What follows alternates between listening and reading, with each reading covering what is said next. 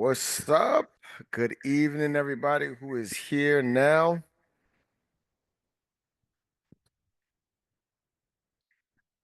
We will get rocking shortly.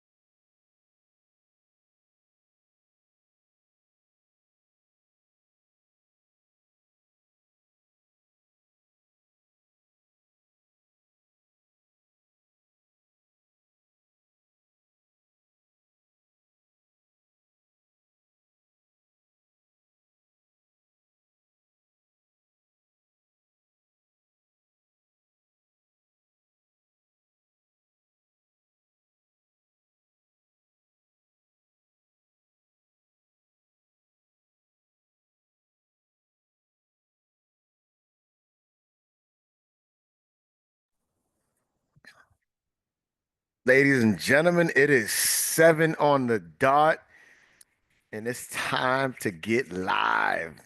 First off, cheers to you all. Uh, Thursday evening, making time to get some information that's going to give you something that gets you closer to what's important to you. Shout out to you guys making time. It's not easy. It's not easy for me either. But this is the value I love to provide. This is the value I love to pour in. So I'm excited. We're gonna have a nice clarity. We'll shuffle through. We'll go over some just house rules just so you guys understand how this all will work. I'll be presenting. You will absolutely have the opportunity to engage in the chats, ask questions in the chats as we go. Um, this will be for you. I did set it up for focus mode just to allow people to focus.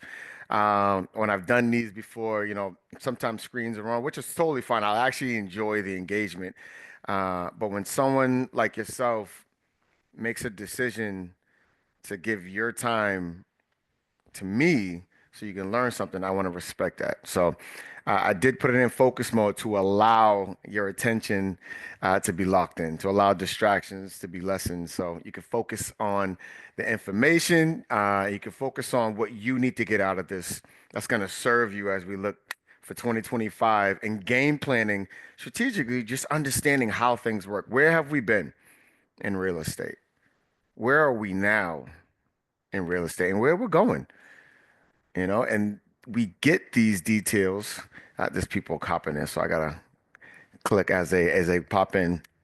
But we get these details by getting in rooms like this, right? I do a lot of research. I spend time. I'm in different rooms to make myself more valuable for you, right? To understand what's going on, what are things coming in the pipeline, what's changing, so that way I can add value to those who seek to get advice on what's going on. If you come to me, ask a question, I need to be able to provide a quality response that supports with facts, uh, with some assumption, right? But it should be more facts than just my own feelings and thoughts. So, welcome. At the end, we'll allow for some questions, some engagement. Again, we'll have all those slide into the chats. But if you have something that comes up or something that can't wait, throw it in the chat. I may not see it immediately, but I will be monitoring the chat. So I'll slide in and definitely answer that question as we go. Are there any questions before we get rocking? All right, perfect. And also, if I do throw a question out, feel free to engage. This becomes more valuable for you. Just, I want you to see this as you and me, like an actual one-on-one you and me. Don't worry about who else is in the room. Don't worry about who else is gonna see or judge your question. You're investing time to gain something. So if you have a question, need clarity, ask the question. Don't worry about nobody else. It's just you and me. Let's rock out. All right, cool. It's time to prepare for 2025 in real estate. And you're probably here because you've been interested in real estate. You're already involved in real estate. You're potentially considering making a move, or you're ready to make a move, or you are in the process of making a move. Whatever that equation is, it brought you here. Right. So we want to make sure we add some value to allow us to be fruitful for you, and help make your next move and decision more clear so we understand where we're going. Let's get this party started. All right, let me shuffle this around so I can see my screen better. All right, so this is kind of the layout of what we're going to be, what the flow of tonight's going to look like, right? So we're going to reflect on the 2024 housing market, right? What occurred? What happened? What was trends looking like? What was the impact? All those good things, because it tells a story, right? And it supports the future, right? Because those trends are what we pay attention to help gauge and pay attention. All right, we're going to look towards what real estate's heading towards, what it looks like. What are all the influences that are impacting where we think real estate is going and what's going to happen this year in real estate, right? And then what are the best strategies to win, right? So we get clarity on the past. We look towards the future. We understand all of the ingredients that contribute to where we're going, all of the ingredients currently going on. And then we think about what are the strategies. Now we have all the information. What's going to be the strategies to help me win now? So that's going to be the flow for tonight. Let's get the show rocking. All right. So I do want to start with your goals. Um, and this nice little icebreaker, but shake some dust off of you guys. You know what I'm saying? Get your energy in there. So, what are your biggest goals for real estate this year? Whatever it may be. There's no dumb answer. There's no. This is your answer. What are your biggest real estate goals for 2025 that excite you, that you want to accomplish this year? Throw it in the chat. Throw it in the chat. Just throw it in the chat.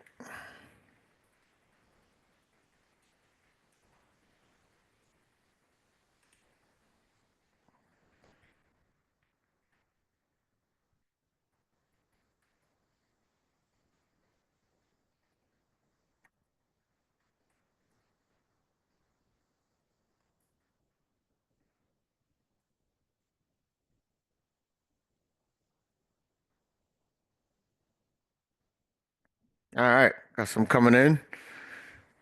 Everyone else, again, if you didn't know, the question is, What are your biggest real estate goals for 2025? We got fix and flips. We got another property. Sounds like someone's already has multiple under their belt. I may consider buying my first multi. Okay. Multifamily. See if it's a good time for my first home. All right. Get more educated so when I'm ready to invest, I already have all the tools. I love that. I love that. That's a man who's committed to the greatness he's trying to attract into his life. And how do you do that? You get educated, right? It starts with getting clear on all the details that matter to get you closer to that. Love that. Love that. All right. Anyone else? I know we just had someone join the room. So the question is, what are your biggest real estate goals for 2025? If you just joined in, you didn't miss much. We kind of went over house rules, and right now, before we're about to jump in, I want to know, like, what are your goals that excite you most? If you can guarantee I'm hitting this year, this is happening. What is that goal? Do two flips, two fix and flips in 2025.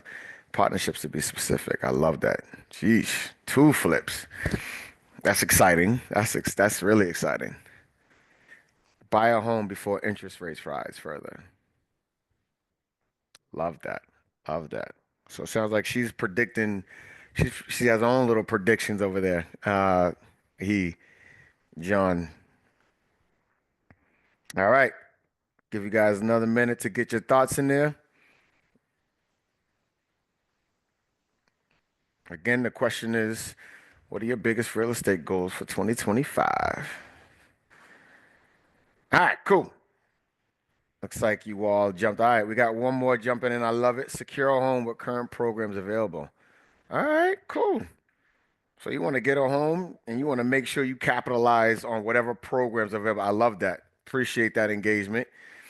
I love that. And I'll share mine. My real estate goals that excite me most. One, I need to close the door and successfully sell this first flip that we're like 80% done with, maybe like 75%, 80%. And I definitely want to have two smaller flips, something quicker with a quicker turnaround.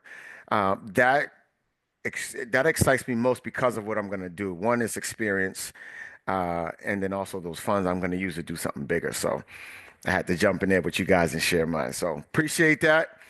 Let's get rolling. So again, as I said before, what's important as we look to 2025 and what to expect is it's always good to look in the rearview mirror. Doesn't mean you live in the past, but being clear on the past sometimes gives you clues and clarity on what to expect for the future, right? Or how to plan correctly. So, when we look at closed sales, right, from Massachusetts, it shows us single families and it has year over year, right? So it's comparing January 2023 to January 2024, right? And then we're looking at we have condos on the second section, which is right here. So right here, we have single families and condos. So if we look at what happened at the beginning of last year, right? So closed deals, right? About 2,200, had a little dip, stayed around that area. Around May, it started on an incline, right? Cool. Went up. Around September, took a dip. Then it started to take more of a dip, right? Uh, Closed deals. And if you think about it further, so let's look at condos as well. Condos, all right, 850 and then nine, and it went up to thousands, and it got really high, 1,700, and then they had a decline come September, down into December, right, from their highs. So looking at this information, I'm like, okay, it's up and down, but you do want to think further, right? What happened around those time frames? So January, rates actually rates were getting really aggressive. I mean, they were ending the year aggressive in January, um, and they were high, right? And they start to climb all the way through March, April. And then they actually started to cool off, right? On top of that, right? We look at what season were we in. So those two equations together brought us into higher closed deals, right? Lower interest rate, more people excited, more people in the market, right? More deals. There's other factors that are included. Same here. Condos. That's the peak. When was the most sales done last year? It was around that time where rates were falling. Right? They were in the fives at one point, mid to high fives. And then what happened in August? It was more so the beginning of September, but it started in August. Interest rates started to rise. And then the feds in September actually lowered the Fed rate, but mortgage rates actually went up. And people got confused about that because they said, oh, the Fed's dropping rates. Cool. Mortgage rates are going to drop. It didn't work that way because interest rates aren't work that they don't work that way. And we'll go over that more in depth. But this is really good information for us to see and visualize, right? Things are impacted by interest rates. It's not all, but there's a big factor. So what else happened? All right, so let's look at medium sales prices. Right. So medium sale prices, we see, where they were, they spiked up, started to have a decline, right? And that kind of ties into what we just talked about. But what is one thing that was consistent? The year over year change. Despite interest rates climbing, housing prices still increased. And every month, doesn't matter what month, housing prices still increased. Now, the aggressiveness of how fast it was increasing obviously played, some variations, but that's where those other factors play a role, right? Because the demand's still there, but now the aggressive demand to drive prices up can happen. But the demand is clear, so you got this appreciation that's still happening. You look at condos, same thing. What happened? Prices rose every month, year over year, right? Now, some a little less than others, but there's still a plus across the board. So what does that tell you? Right? People say, "Oh, interest rates were like mid to high sevens at one point. Mid to high sevens." People are like, "Oh yeah, the market's gonna crash. It's done. It's done." Is it? Hmm. Makes you wonder. Still not enough to just draw conclusions, but this is clarity. We went from fives, coming up from fours to fives aggressively, and then we were in sixes, and then it went up to sevens and eights, and we were still increasing in the value of homes as far as the median sales price. Now, again, some were higher, they may have some lower, but this is the median overall sales price. Okay, quality information for us to know. Next, days on market. So a lot of people are used to things going quick, right? Deals going so quick, meaning they were on the market for, you put it on the market, it was on the agreement 2 days later, close such and such days. So let's look at the chart. January, cool. Let's look year over year change is down. So they're still moving quickly. When did it switch? Right? When did days on market start to actually be longer than they usually were? So if we look, right, days on market, cool. They were around 6, 7-ish, still aggressive. June, right, they were starting to come down to zero. And then in August, days on market started to go up. Then they started to go up. Why? The factors, interest rates went up, season changed, right? So we went through a period of time where things flew off the market. Didn't matter. You can throw something and it would just go wild. And there's a shift in that, right? And I think sellers still have the mindset that you can throw something on there and you're going to get 100 grand, 50 grand over asking. And it doesn't mean you can't, but there's a lot more other factors that go into play to get that kind of result. But as we see, things are staying on a lot longer back in 2024 compared to what they did the year before.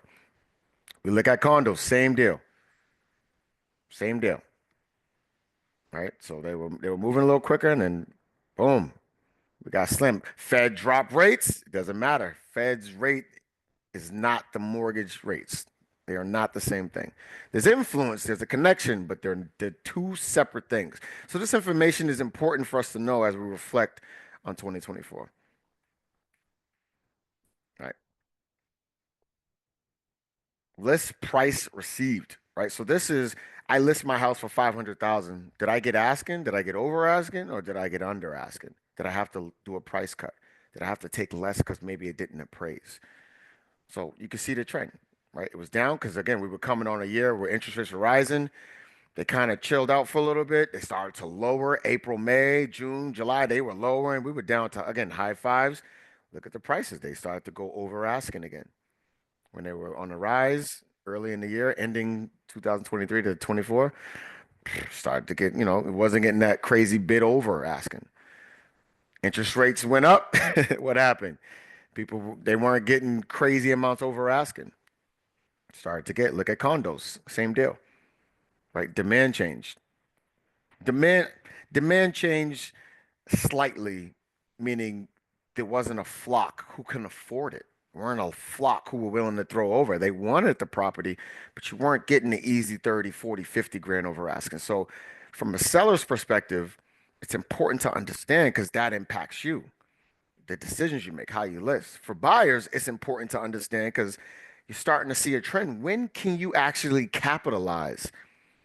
People say, "Oh, I'm gonna wait till interest rates drop." Well, what happens when interest rates drop? What happened? Interest rates started to drop April, May, June, July. They were going down. What happened? You had to give more cash out of your pocket to get this home now. Interest rates started to come up, go crazy. You can actually get a house at asking or less, or some credits. Hmm. So if I'm a buyer, I got to start now considering this. How am I impacted? Right? So these are the thoughts. These are the things that matter. This is why studying this information matters. Let me just check the chat real quick, see if anybody had any questions that I missed. Bop, bop, bop, bop. Nope, nope, nope. We rocking. We rolling. All right, cool. And I hope this is hitting you guys as far as making sense, right?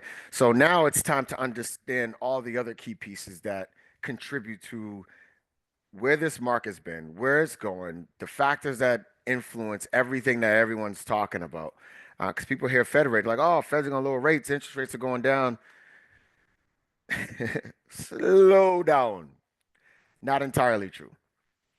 Not entirely true, right? So let's just get real about the details that actually influence interest rates. Because interest rates has a lot to do. It's not everything.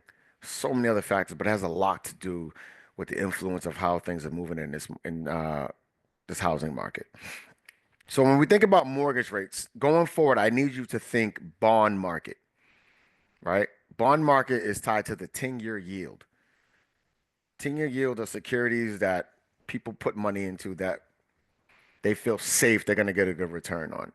So when the Fed makes a decision to lower rates, that decision doesn't directly connect to the bond market. And actually, most of the time, not all the time, but most of the time, the bond yields actually do the reverse, right? They'll actually go up as the Fed's lower interest rate.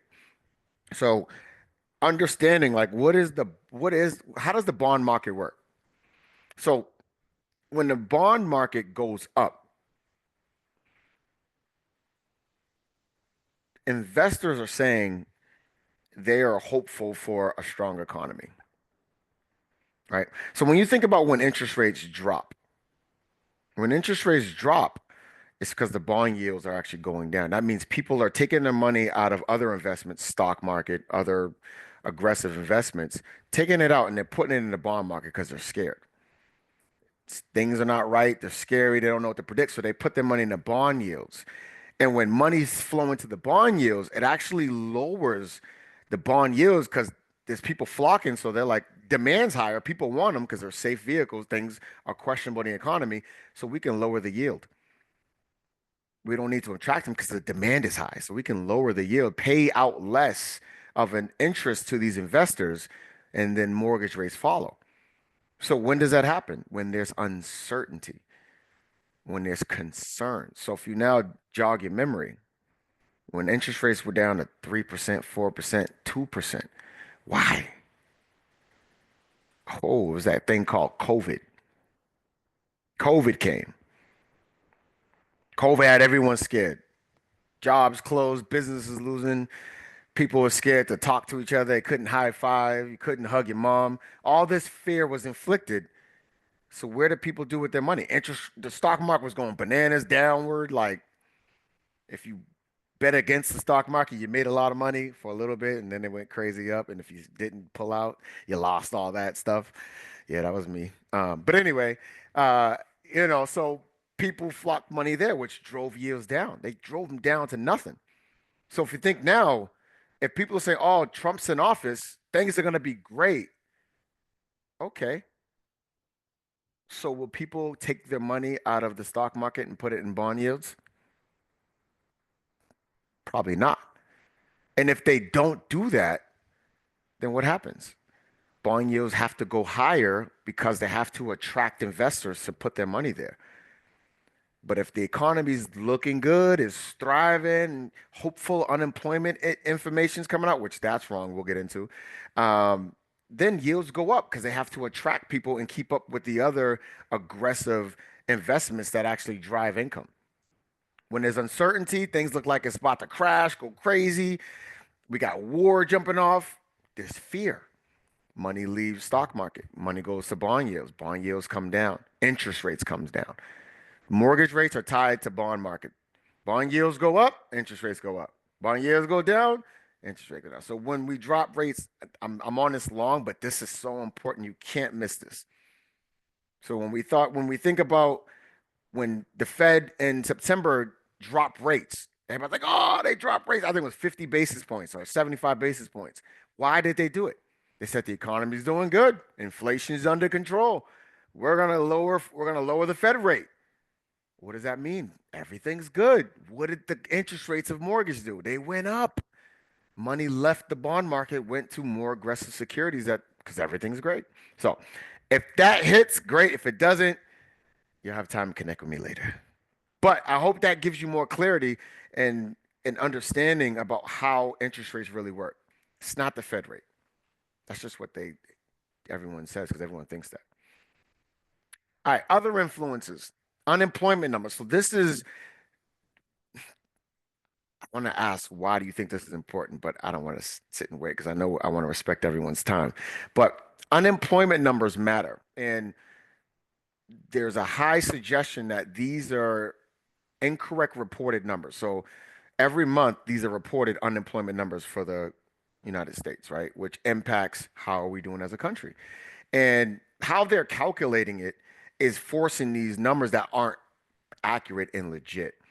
So they're reported, but then like real due diligence is done, and then the real report usually comes out like 30 to 60 days later. So this is expected to show worse numbers than they're reported. And when that does, that creates uncertainty. And uncertainty does what? Drives money to the bond market. And when money is just flowing to the bond market, what do? They gotta lower the the yield. They don't want to pay that much. Everybody wants it, so I can just lower it because you want to move your money here anyway. So unemployment numbers, which we can go in depth for an hour and a half about that, but that affects it. Inflation data. If inflation's under control, why would I take my money at the stock market? Everything's great. Bond yields do what? They're gonna probably rise or stay the same, right? That they have no need to come down. There's no uncertainty. Fear, optimism, right? So if we got fear of war, we got fear of uh, 50% of businesses are closing because, Christmas market, it showed that our numbers were down 30%. That's fear, concern, right? So that has an influence on what bond yields do. And we're bringing up rates so much because rates really are the biggest key factor. We have a lack of housing. People who actually bought a house in 2000 want to move because they probably rushed to buy a house just because there was no inventory. So everybody was just buying whatever they can get it accepted for, and they're not as happy. But their house stuck because they can't sell a house at 2% to go buy a smaller house and have double the mortgage. So their house stuck, ties up inventory. We have inventory short, but we have a whole bunch of people who still need housing. What do you have? A problem. It doesn't matter what interest rates do. As you guys saw from the chart, interest rates went up. House prices calmed, but it was still a plus. They're still appreciating in value because the demand is there. It's just we're not going to give you 50, 100 grand over asking. We can't afford it. We can barely afford this mortgage. And also, but again, these are the real quality information you have to know, which helps you understand how things work, helps you make decisions that will actually impact you. So we also look at house price factors, right? So affordability, interest rates go up. What does that do for your monthly payment on your mortgage?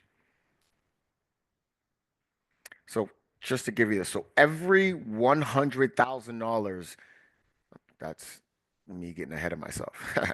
Every 1% increase or decrease in an interest rate, it adds or takes away $100,000 of a buyer's pre-approval amount. So if you were pre-approved for $800,000, interest rates were 6%, let's say interest rates climbed to 7%. Your pre-approval at 800,000 is now at 700,000. Literally. Every move in 1% of interest rate adds or takes away $100,000 of a buyer's buying power. Think about that. That's the conversation sellers aren't thinking about. So yes, your house is perceived to be worth that, but qualified buyers who would normally buy that at that price can't afford it because their pre-approval has completely changed. Imagine going up a point and a half, 2 points, 3 points. You had an 800,000 pre-approval, now you're down to 500,000, right? Or if you're at 7% and interest rates drop 2%, you went from affording an $800,000 house to now you can afford $1 million house and probably have a similar mortgage than what you would have had when interest rates were higher.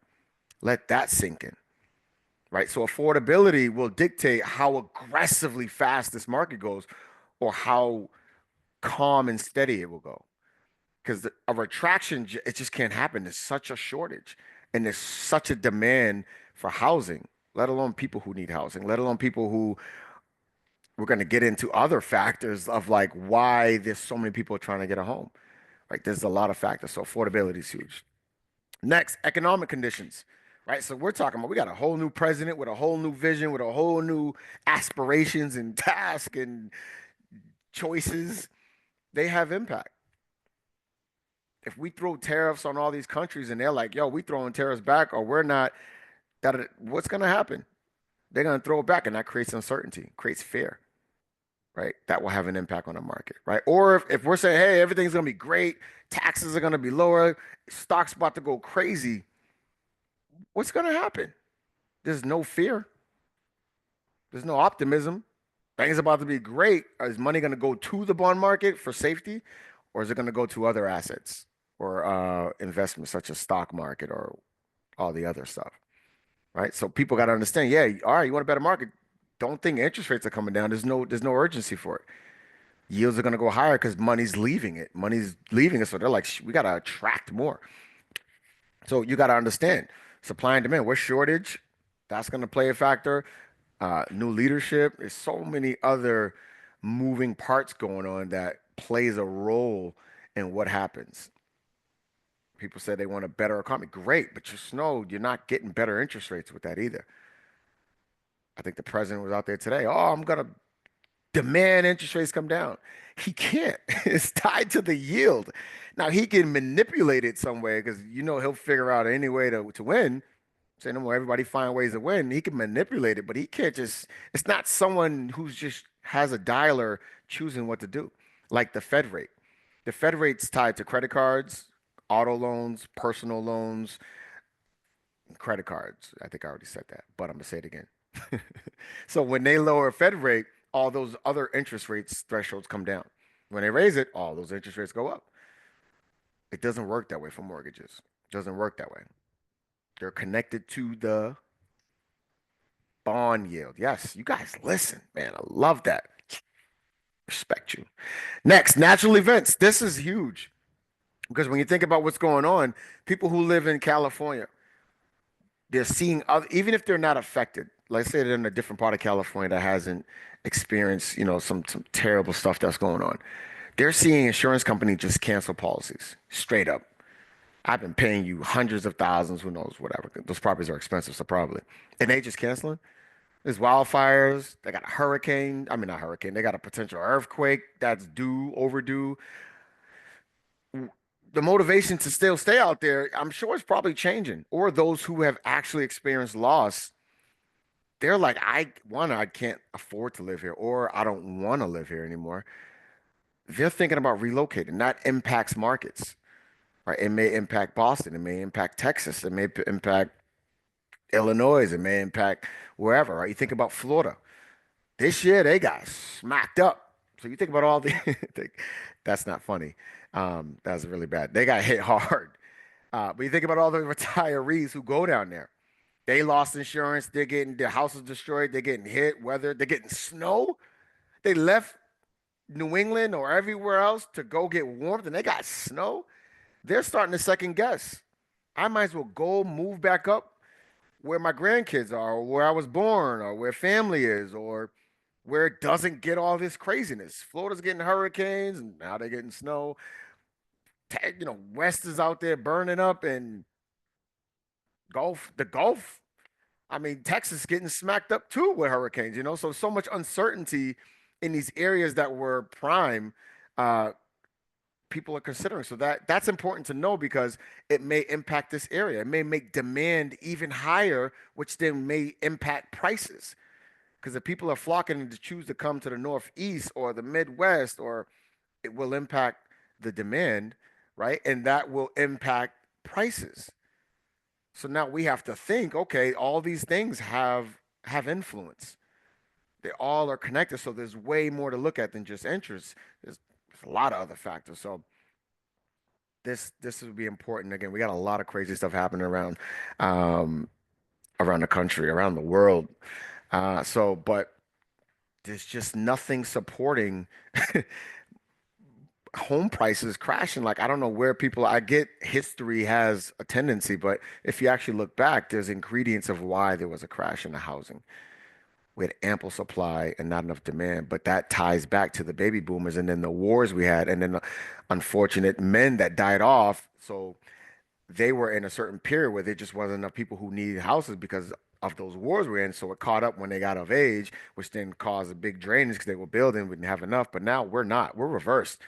We have so many more people entering into the stage of buying homes and not even a quarter of enough homes for it, which tells you through time we're headed for a drought of supply of houses. And then you got homes getting destroyed. Think of where these families going. You know, demand. Y'all are failing it. Y'all are failing, but it makes sense. Another contributing factor to home prices. What has rent done all its life, to be honest? But what has it done most aggressively since COVID? I give you a guess. It definitely hasn't gone down. It's gone through the roof. Through the roof. And think about the factors. If I some a couple people said they want to buy a multifamily or buy the second multifamily or investment. If I buy an investment property, a three family, let's say back in the day, someone brought it for 300,000, right? Rents, they're getting a thousand, or 2,000, 2,000, 2,000, right? Cool. Their mortgage may be like 2,500, let's just say, and they're making 4,000 in income. But that person now is capitalizing on the equity. So they sell it now for 1.2 million. The mortgage on that is now, let's call it $8,000 a month. Rent is forced to go up to the landlord's going up in rent. And as home prices continue to increase in value, what does that mean for renters? It's going to get more expensive. They have to pass the charge to you. So why are there an additional contributive inflow of buyers? Because renters are like, holy cow. So My rent's now 3,800, or I can go buy a house or a condo for the same price, or damn sure close to it, but I own something. Huh, I'm done. Those who loved renting was cool with it. They got their bike in the house, they're chilling. It's just not mathing anymore because home values are going up. People are selling, people are buying, but when you buy an investment property, you need to pass that additional charge over to the tenant. So what happens with rent? It's gonna go up. Now, if the house value went down and you got a good deal on the house and brought it, are you lowering the rent? Probably not. You're just not gonna raise it. Maybe you will. Maybe you won't. Right now, if there was a shortage of like clients who wanted to rent, then yeah, that could influence a rent deduction. You may see people giving deals just to get people in, but we're far from that as well. We have a massive shortage of housing. So when you think about rent, again, the rental market's out of control, but it's connected because the housing prices have been out of control. And the more out of control rent gets, the more motivated renters get to say, I'm gonna just go buy a house. So that now plays a role, and now you got renters that convert and turn into buyers. So you heard South Carolina is the play. Yes, South Carolina's on that list. South Car Texas is on that list. South Carolina's on that list. Surprisingly, Florida's on that list, but people are capitalizing too because housing market is actually a little questionable down there because insurance companies are dropping them or they're like doubling and tripling their premiums. People are like, I can't afford this, or it's not worth it anymore. And they're getting snow and ice. So it's like, I can't have a tropical and y'all catching snow. Huh. And I ain't got insurance. Or you doubled it. Huh. Right. You start to question all these things. So, yeah, I mean, markets are going to be impacted by these factors.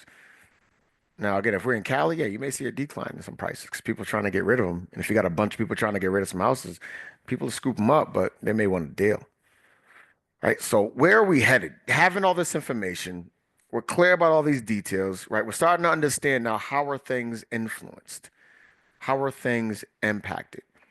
It helps us now start to make responsible assumptions based on where we're going, right? Based on all these ingredients that we are understanding now and putting them all together. Anybody have any questions before we progress? We're wrapping up soon. We're doing good. We're doing good on time. I like it. Me gusta mucho. All right, cool. There's no questions in here. Appreciate and love you guys. Let's rock out. All right. So predictions. My predictions are interest rates will ease up, right? Not quickly, not aggressively, right? But interest rates will soften up. So right now they're in about sevens. I think maybe high sixes, depending on the program. But I think they'll continue to soften up a little bit, right? And I think they'll be in that mid to low six range, is where we're going to end up, probably best case for this year. Again, what are we being promised? A thriving economy, a phenomenal stock market. Everything's going to be great for the first couple months until that reality sets in, or we get that the real quality information with unemployment numbers and all the other things may start to hit. There's just not going to be a motivation for yield prices to come down because people aren't putting their money in the bond yields.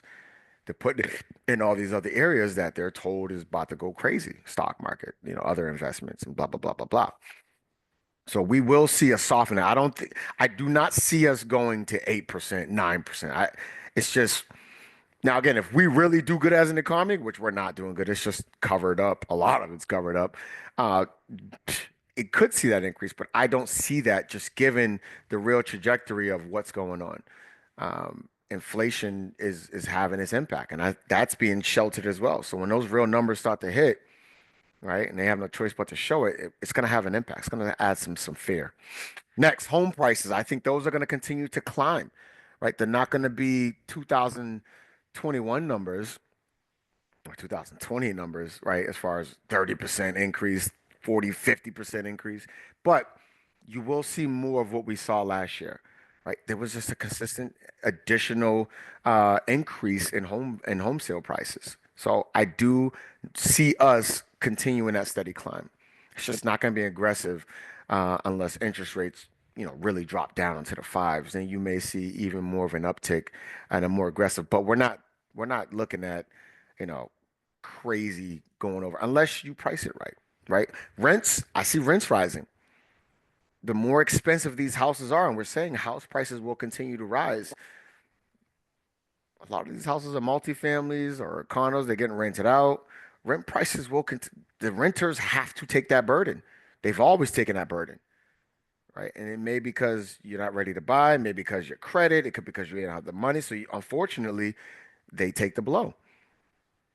So they usually team up now. People are really starting to join together and move in together to cover the costs because it's not just rent, it's utilities, gas prices are up, electricity's up, the energy sector, like grocery stores up. It's like, how do you afford anything? And if you're gonna spend that much to rent a space and pay someone else's mortgage, people are like, yo, let's team up, my boy, and let's go get our own, and it makes sense.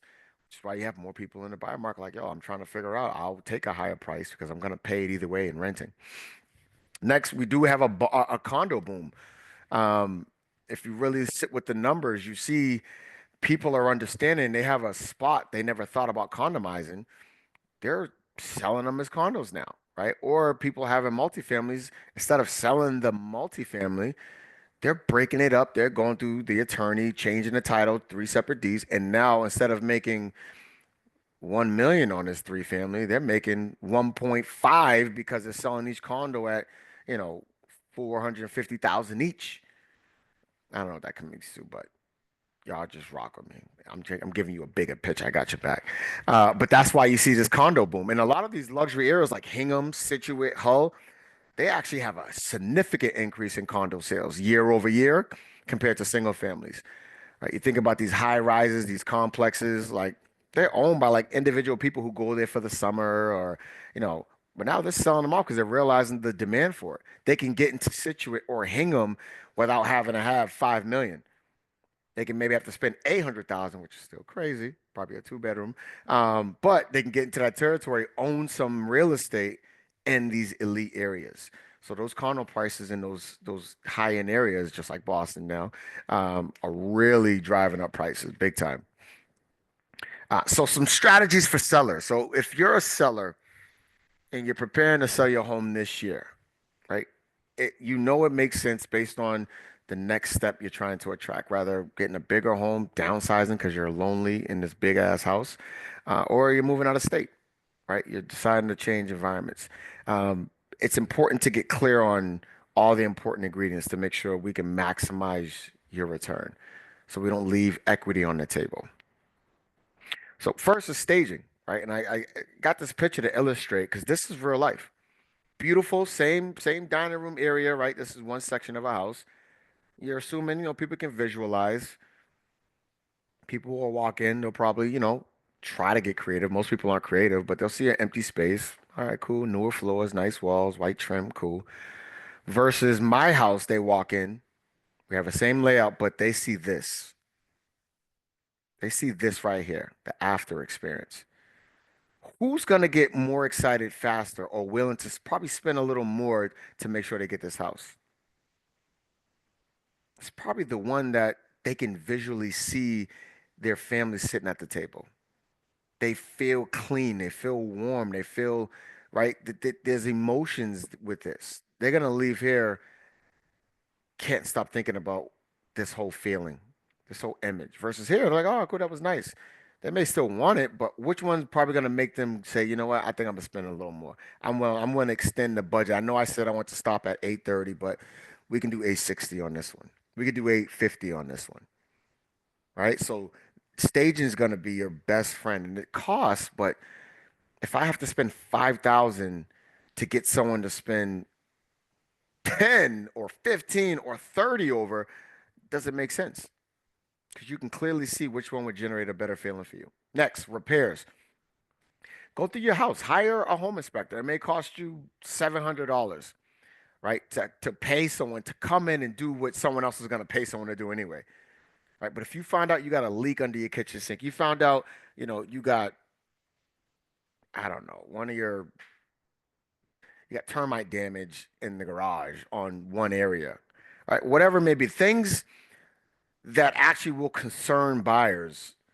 If you find that out and spend the money to fix it, you'll actually save, your value of your home. Because if I'm gonna buy your house, let's say I say, you know what, I'm gonna give you 900, Jeremy. I'm buying your crib. Cool. I do a home inspection, find out you got a leak under there, which now makes me think what else is going on. Got a little bit of termite damage in the garage. I'm like, oh God, so what's happening? Probably now I'm like, I don't even want to give this guy 900 anymore. I'm debating backing out, but at minimum, you got to fix it or I want a credit. So now you got to now, and he's going to say, I need something to give me peace of mind. I need 10K or you fix it, right? Or whatever the case may be. So instead, you find these issues before you go to market. All right, cool. You got to spend a couple $100 or a couple thousand. Think about that. It prevents someone else from saying, you know what, I'm backing out of this deal. I don't want this house. There's too many potential red flags. I'm concerned. Or a pipe's leaking under the sink. They're like, I want a 5,000 credit now. And they'll be bold. Oh, I'm backing out. Right? Or you now got to negotiate the 3,000, but it probably would have cost you 800 to get a plumber in there, change everything out, and now you would have saved yourself 2 grand, 2,500, 5 grand, 20 grand. Right? So you have to think that way. Secure a home with your current programs available. Let me see. Let me see what's going on in the chat. I'm checking it out. Maybe it's not for me. Maybe it was. Let me, oh no, that was older. Okay, I don't know how the house sells, prices they sell for. Yeah, yeah, it's just wild. And it'll continue to go.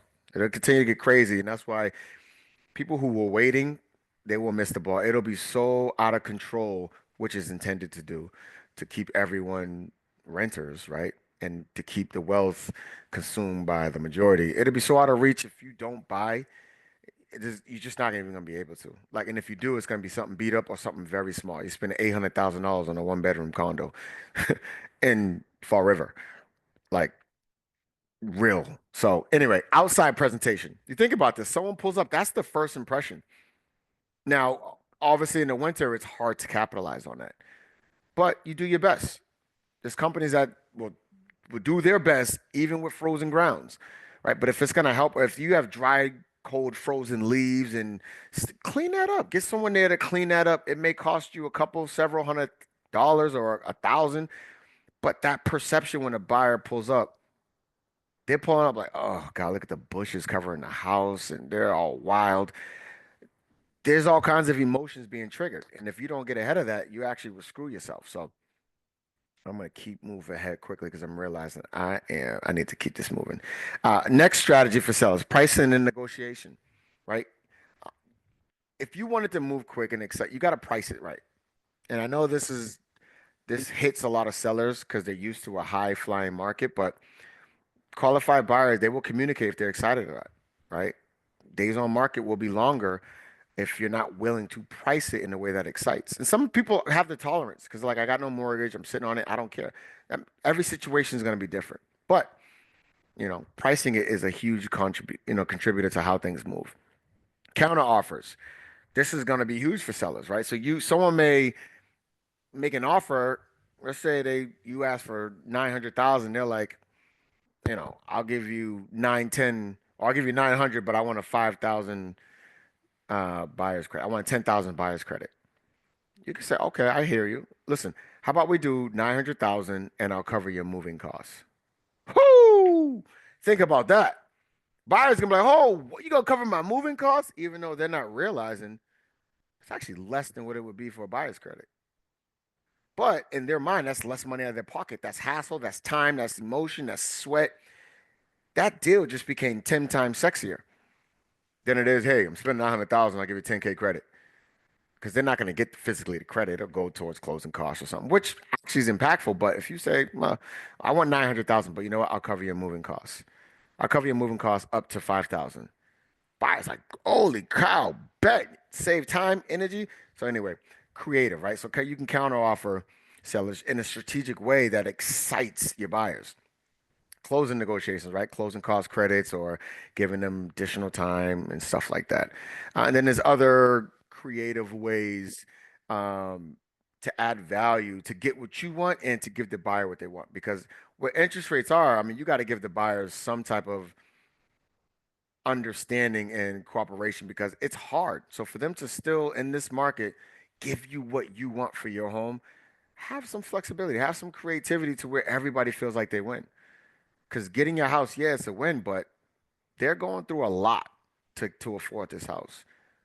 they're going through a lot to keep the deal alive, even after they get the offer accepted. Underwriting, there's so many more deals closing than actually, I mean, falling apart than actually closing. It's just because things are out of control. So keep that in mind so you can keep your deal together and ultimately get what you want, right? You're not trying to prolong it. So buyers, to find the right home, right? You got to have flexibility. You may go in saying, I only want to be in these areas. I get it.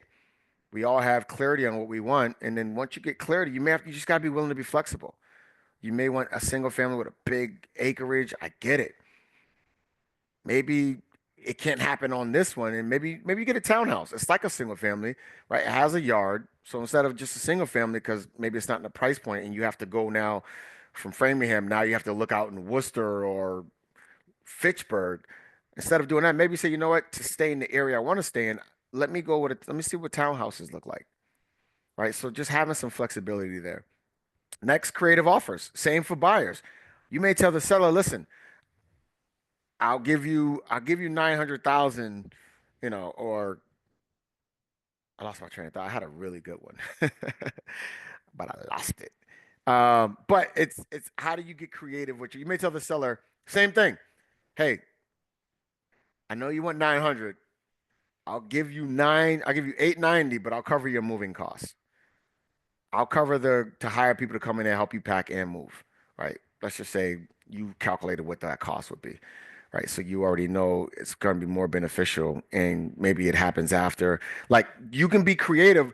That may be more fruitful than someone who says, "I'll give you." Let's say you both say, "I'll give you 900,000," and you say, "Hey, I'll give you 900,000, and I'll cover your moving costs, right? Or I'll give you an extra week to stay in the house and get your stuff moved out comfortably so there's no rush after closing. I'll give you 3 days after closing so that way there's no rush. You can make sure things are closed, you got your money, and I'll give you 3 days to get your stuff out and I won't even charge you. They're like, wow, the convenience, the peace of mind. That's more valuable than, all right, 900, I'll give you 905, I'll give you 910.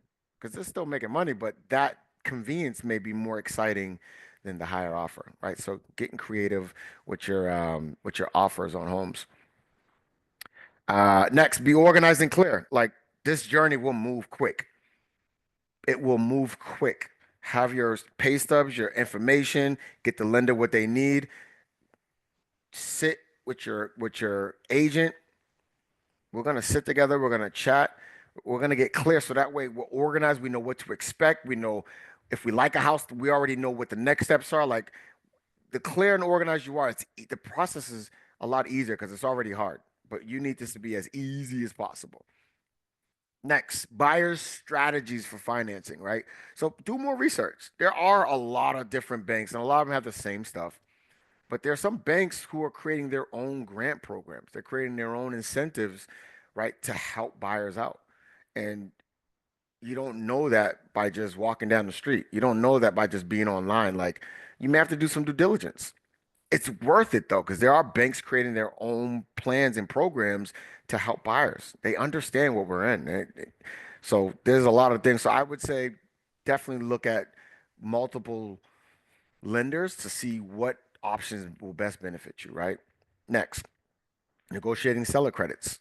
You find an opportunity where a house is sat on the market, 30 days or so. That's an opportunity to get some money back. And I would always go with getting a credit versus a lower price. Because a lower price of 10 or 20,000, it'll change your mortgage like $40, $60 versus getting 10, 20K, that you get to save in your pocket or lower your interest rate. So now your mortgage, instead of being 5,000, your mortgage, because you use the seller's credit of 10,000 to lower your interest rate, it's called buy points. So instead of a 7% interest rate, now you got a 5% interest rate for 2 years. So your mortgage, which would have been 4,000 a month, is now only 2,700. Huge difference, right? That monthly impact is way better than getting, instead of a 900,000 purchase, you got 880, but your mortgage is, 4,200, or it's probably like, you know, 5,000 at that point. But you guys get what I'm saying. So, but that's why you got to talk with an agent who understands that and can best guide you so you can make the best decision. And also down payment assistance programs. There's a lot of options. Again, banks are creating their own programs. There's some state funded programs, depending on what city you live in, there's programs. But do the due diligence. It takes time, right? And if you were a really good agent, Your agent should be doing his own research. So when you ask, he's already clear. I have this partner for this. I knew this program just started. This program actually has come about, and the areas you're looking in actually have this, and we can double dip. Like that's the partner you need. Doing it yourself, you should still, but you want to have someone who's got your back as well. So that was a lot, and I had to move quick. Again, I want to respect everyone's time. It's a weekday, so I did move a little quicker towards the end, but it was just a lot of information, and it's not even all of it, right? Can't cram it all in, but I want to definitely give you guys value, make this worth it. So now it's your turn. So I know it's a lot to digest, but does anyone have any questions? Throw it in the chat, put it in there. We can chat about it. I'm gonna make myself available for you guys in the last we got a couple minutes, so if you have questions, you want some clarity, throw it in the chat. And lastly, uh, next steps is if you have something personalized that maybe require more time, right? You have more personalization of like you need me to get clear on so I can best guide you. I'm gonna put a link in the chat for you, so that way you can set up a time. I'll make time, get on my calendar, and let me put this in the chat. You just click the link. It'll have you fill out the form, and then I'll set up a time to meet with you. So here it is. Boom. Everyone should see that. So if you have a more in-depth question, yeah, just click the link, hit it up. We'll set up a time. We'll chat about your specific situation. But again, I know it was a lot tonight, but I hope you all feel a lot better positioned and confident when you think welcome in real estate for 2025 and forward. Like you should be a lot more educated on how things work, why interest rates are going up, why did the Fed drop the rate but rates went up, right? Why are mortgage home prices staying the same or going higher, right? I do feel you have a lot more resources, and even when you're ready to start the journey to sell, we have a lot more creativity we talked about. Or if you're ready to buy a home this year, we have some flexibility, right? And I got your back. So that's the link. Copy it, save it, click it, fill out the form. It's only like 3 or 4 questions, and it'll come to me. Set up a time to chat, see what makes the most sense. I'll answer whatever questions you have, and we'll let the guidance begin. But again, shout out to you guys being here, making time, catching this game. People want to do a lot of things, but they're not willing to put the time in to learn, to get educated. There's a lot of information out there, and there's people who are using their time and energy to pour in because they're spending their time educating themselves. And I take that part very serious. I'm educating myself. I'm going to specific rooms so I can stay ahead of the curve, so I can best guide my clients because I want to limit the hurdles, limit the mistakes or misses. So much love. It looks like you guys are locked in still. Y'all got the information you need. I don't see questions coming in, but I'm sure y'all are probably clicking the link. So say no more. I'm totally fine with that. Click the link. We'll chat. Guys, have a blessed evening. I'm excited to present these to you. We'll be putting something together for February. It'll be a whole different topic, just to add value. But I appreciate you all being here, and I look forward to working with you all soon and chatting with you. So have a good night, blessed evening, blessings. We will chat soon.